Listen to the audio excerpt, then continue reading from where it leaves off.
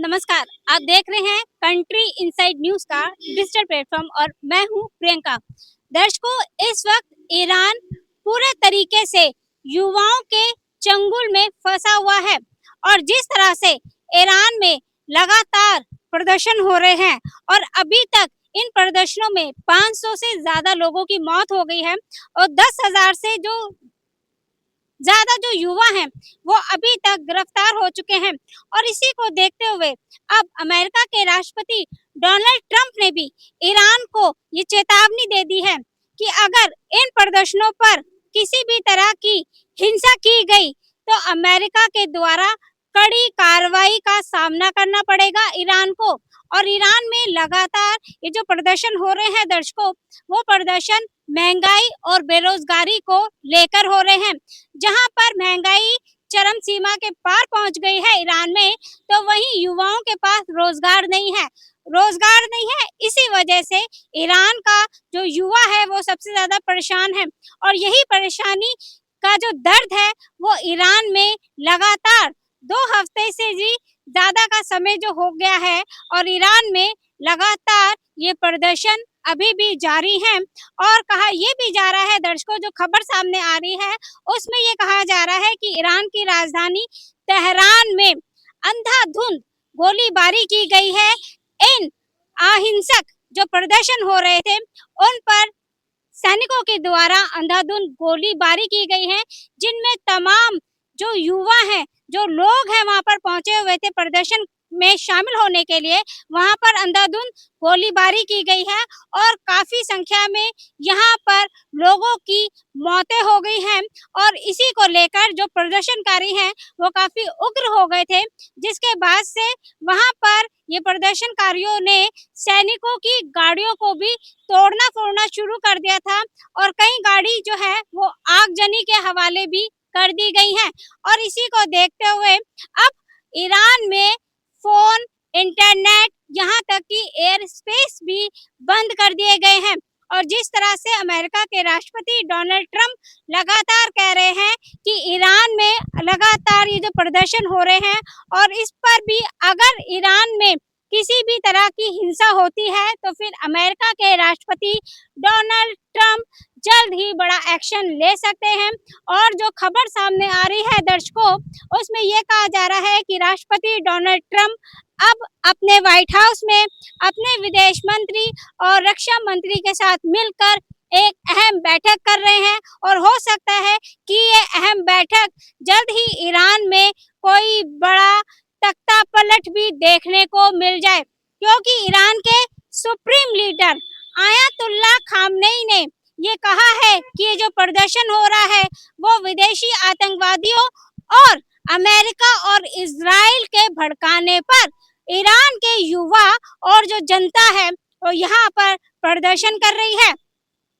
वहीं पर अब सबसे बड़ी बात यहाँ पर ये भी खड़ी हो जाती है दर्शकों कि आयतुल्लाह खां ईरान के सबसे सुप्रीम लीडर हैं और साथ ही ईरान के राष्ट्रपति ने भी लोगों से ये अपील की है कि चलिए हम बैठकर बातचीत करते हैं और बैठकर इस बातचीत का कोई हल निकालते हैं, क्योंकि आप लोग जो प्रदर्शन कर रहे हैं उसमें कुछ प्रदर्शनकारी ऐसे भी हैं जो समाज को बर्बाद करना चाहते हैं। और इसी को लेकर अब राष्ट्रपति ने भी प्रदर्शनकारियों से इस बात की अपील की है। लेकिन जिस तरह से राष्ट्रपति डोनाल्ड ट्रंप का एक अलग ही रूप अब देखने को मिल रहा है दर्शकों, जैसे कि आपको याद होगा कि राष्ट्रपति डोनाल्ड ट्रंप ने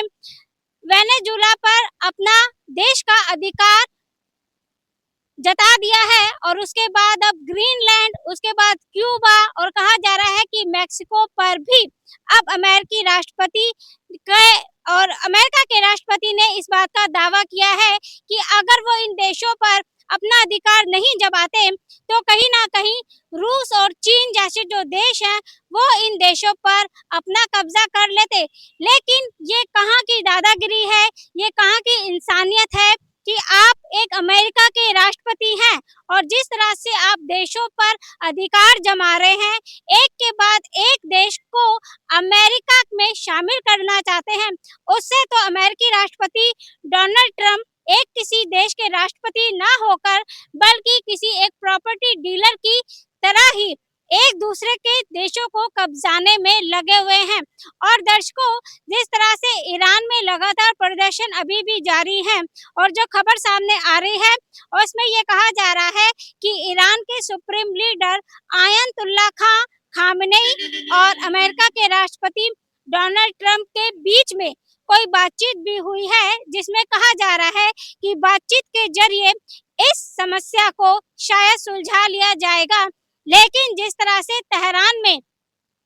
जो प्रदर्शन हो रहा था और उसमें जिस तरह से लोगों के ऊपर कार्रवाई की गई है, उससे कहीं ना कहीं अब राष्ट्रपति डोनाल्ड ट्रंप जो हैं वो काफी नाराज दिख रहे हैं। और इसी को लेकर अब व्हाइट हाउस में रक्षा मंत्री और विदेश मंत्री के बीच में बैठकों का जो दौर है वो भी शुरू हो गया है। और वहीं दूसरी खबर ये भी आ रही है कि इजराइल ने भी ईरान पर अपनी निगाहें बनाई हुई हैं और इजराइल के राष्ट्रपति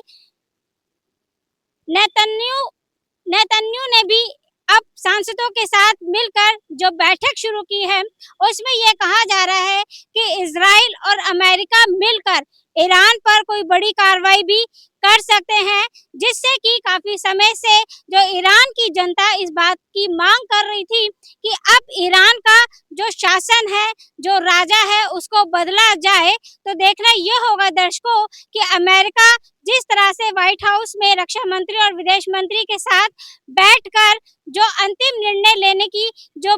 बैठकें चल रही हैं, क्या ये अंतिम निर्णय होगा कि ईरान पर जल्द ही अमेरिका के द्वारा बड़ी कार्रवाई की जाए, ताकि जो ईरान में तख्ता पलट को लेकर ईरान की जनता भी काफी समय से आवाज उठा रही थी, उस आवाज को अंतिम मोहर अमेरिका के द्वारा लगा दी जाए। तो फिलहाल ये तो अपने आप में देखने वाली बात होगी कि अमेरिका कब और किस तरह से ईरान पर हमला करता है और क्या इसमें इजराइल भी अमेरिका का साथ देता है या नहीं, ये अपने आप में फिलहाल देखने वाली बात होगी।